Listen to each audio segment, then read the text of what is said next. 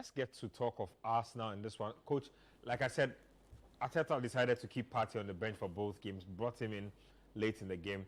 They managed to win those games. Is this as a result of their slump leading up to this point, or you think that he just feels the team needs to be refreshed? I think it's about refreshing the team. Because, look, I was a bit worried though when I saw their selection because of the physicality of Newcastle in midfield. And they were very rough. Newcastle were very rough, so I thought he needed the presence of Thomas Partey alongside Jorginho. I've always said that in their games against Man City, I would have gone Partey, Jorginho. Together. And I thought this was another game where he should have done that. Truth be told, in that first 10 minutes, Arsenal were very lucky. Because in the first 10 minutes, Newcastle struck the post. There was a penalty shout that VAR over 10. The referee went to look and change. Yes, actually, the referee gave it. No, I think he gave it, and then he discussed, went to look, and then went to look and changed his mind. So it tells you that it wasn't very, very smooth at the beginning of the. But once Arsenal took that lead, they controlled the game with ease. That was where Jorginho became so important. Yeah. He wasn't complicating things. At the end of the day, we're told that he made the most passes. Yeah. But I can tell you that 95% of those passes were all square balls. Yeah. Just being careful with the ball. Don't do any turnover. Keep it. If you have to go square and simple to keep it, let's keep it. Because even their goal, if you notice, sorry to cut you, that's right. It's like they were attacking. He didn't know what to do, and and took it back to Odegaard. And Odegaard made something out of so, it.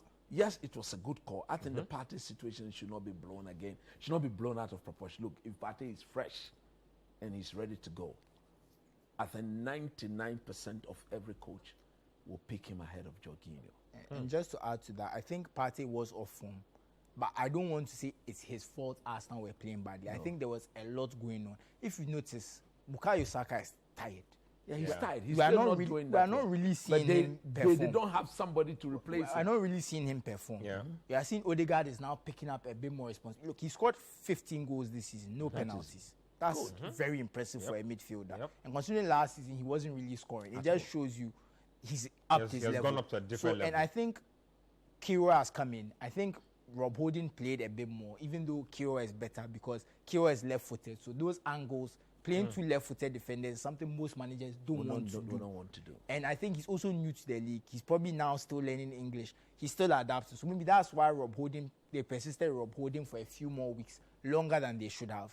And I think it made Partey have to do a bit more running and covering and overstretched him. Because if you notice now, Xhaka does not play like a number 6 anymore. No, he doesn't. Partey is a lone 6, and if you have to cover more space, which is why Saliba and Gabriel play so high. But it's difficult to play as high because Holding doesn't have pace. So I think Partey was exposed by the change in personnel, having to adjust to a new defensive shape, and he looked a bit poorer. Maybe he's also a bit tired, but whatever the case is, I think he was a bit off form. Jorginho has come in and he did well in this game. Exactly. Credit to him. That was what. But he struggled with the physicality. And he's always going to struggle. He doesn't have any athleticism, slow foot speed.